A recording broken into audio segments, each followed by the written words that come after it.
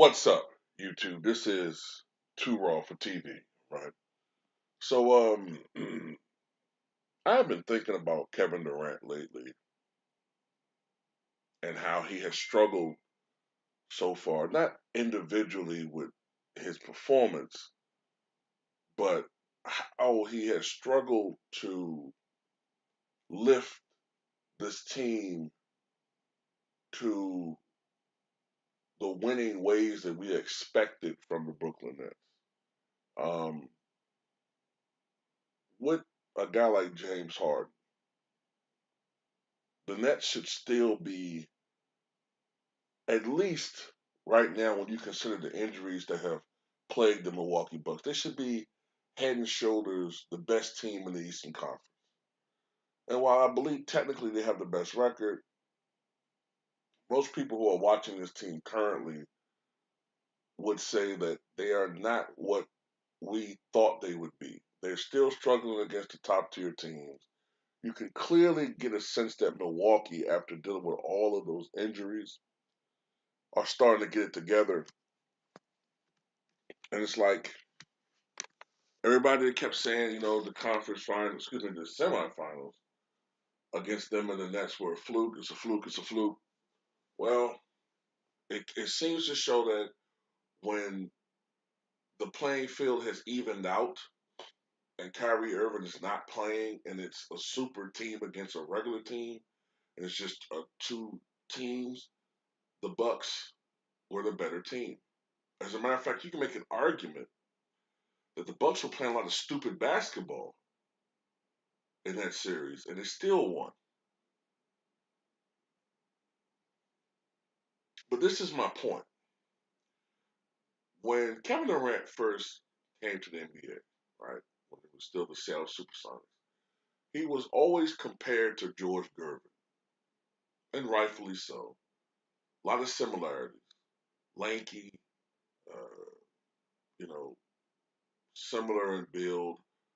Gervin's smaller, of course. Gervin's 6'7", maybe 185 or something. Kevin Durant, when he first came to the league, I think was 6'9", maybe 215. I think he's now like 6'10", 6'10 and a half, 240.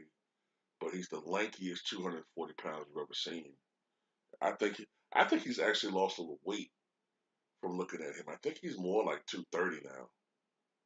Maybe especially since he suffered an injury. I think he's a little bit thinner. So he might be more like 230 now than 240, which he might have been a couple of years ago. Anyway, the point is, they're both lanky scorers. They both were known for being the best scorers in the game at that particular time. They were both incredibly efficient. Um, you know, George Gervin for his career has a field goal percentage of well over 50%, like 50.4, 50.5% or something like that. Many seasons shooting well above 50%. I think he had one year he shot like basically like 54% from the floor. But of course, back in that era, the strategy was inside out. Guys tried to score in the paint, mid range. So usually great scorers shot close to or not better than 50%. But Kevin Durant has been incredibly efficient. This is his ninth consecutive season shooting over 50% from the floor. His career field goal percentage is something like 49.6% or something like that. It's closing in on 50%, closing in. Um, Another thing about them is even though they were great scorers, they weren't um, I don't want to say selfish scorers, but they're not and weren't guys who were the most aggressive shooting the basketball. Um, Gervin never had a season shooting, I think, 20 field goal attempts. Durant, if he did, it was very few. Durant's not a guy that's going to shoot the ball 30 times a night. James Harden used to be until he magically lost his powers via the rule changes. Rick Barry in his prime definitely used to shoot the basketball a lot. Jerry West, Elgin Baylor, Michael Jordan, Allen Iverson.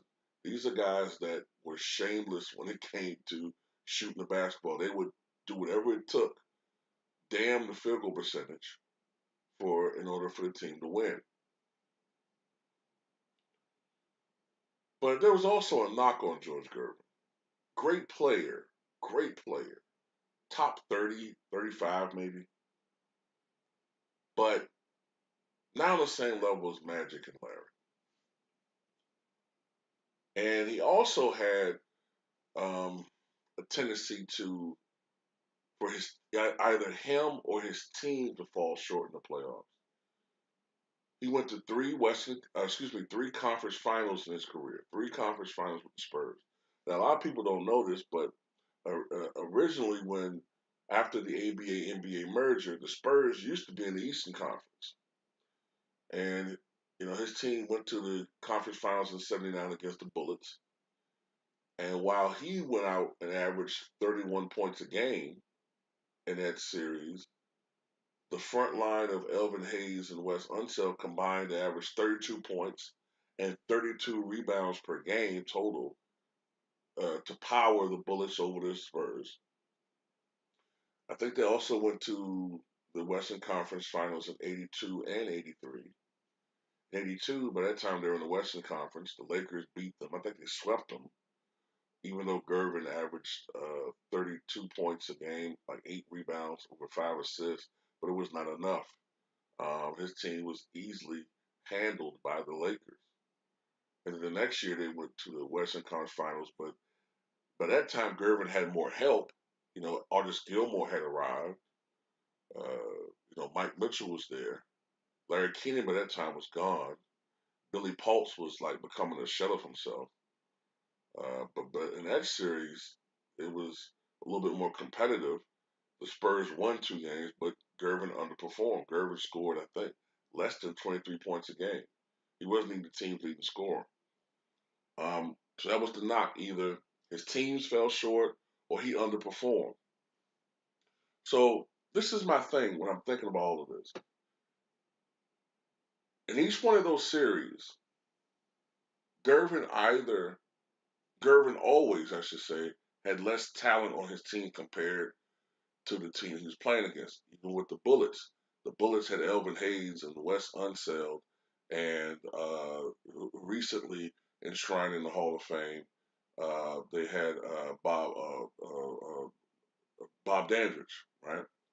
And then, of course, in the early '80s, the Spurs were a good team, even when they added Artis Gilmore, but they were no match for the Lakers. The Lakers were the creme de la creme of the NBA, especially the Western Conference. So my thing is this: is there really much of a difference between George Gervin and Kevin Durant, other than the fact that Durant was able to play with a super team?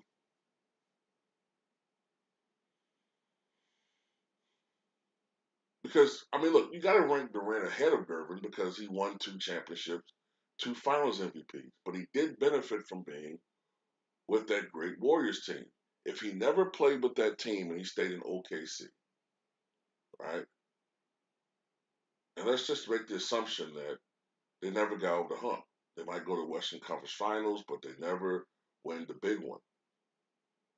Would he really be any different from George Gervin? And what if George Gervin, instead of having the mentality that he did, want to play against the best teams, play against the better players? What if he joined the Lakers? What if, for lack of a better argument, you swapped him with either Norm Nixon or Byron Scott? Most people consider an upgrade, and maybe George Gervin wins a championship in '80, uh, maybe in '81. Yeah, I think because they would have beaten that Rockets team '82, '83, '84, probably even '85.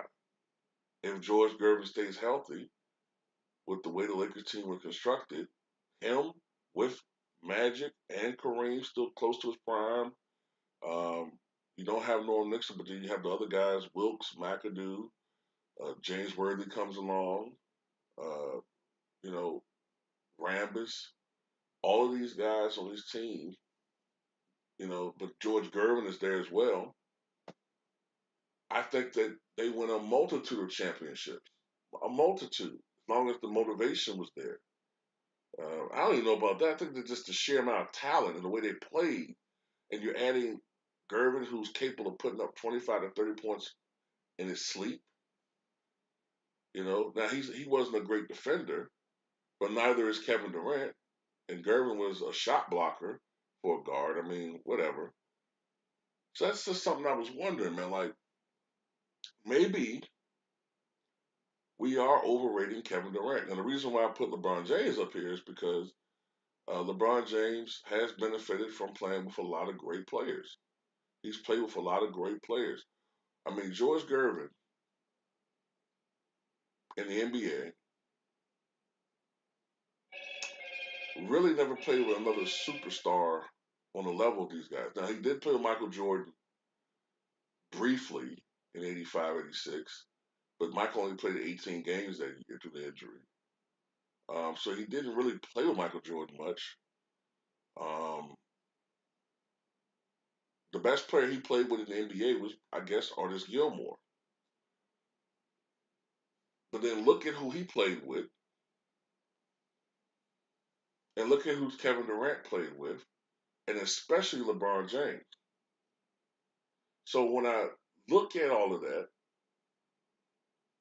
you can't penalize LeBron because he still accomplished a lot. But what I'm saying is, are we being really fair when we assess all of these players? Are we taking in everything that we should take in when we're assessing these players? Or do we just look at rings? Do we just look at scoring average?